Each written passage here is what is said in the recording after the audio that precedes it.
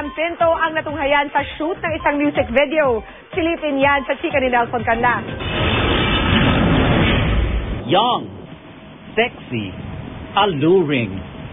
Sam Pinto is definitely the it girl sa paseksihan ngayon. Sinamahan ng GMA News si Sam na mag-leading lady siya sa music video kasama ang baguhang film singer na si Anton Alvarez. Dito walang takot na ipinakita niya ang kanyang sexy body habang naliligo sa swimming pool. Many people were proposed and people kept saying no, no, no, no, no. And there was a choice, a final choice, and Sam got it. One piece ako ngayon. One piece? One piece, pero may mga cutouts.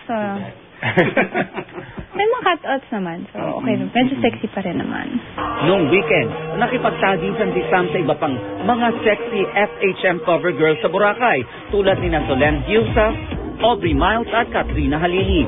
Aminado siyang kabado pa siya sa pagpapasexy sa rampa, lalo na sa kanyang belly dancing number. Sobra. Oo, kasi first time ko ever mag-belly dance and I learned that dance that night lang din. So parang before the show talaga, oh my gosh.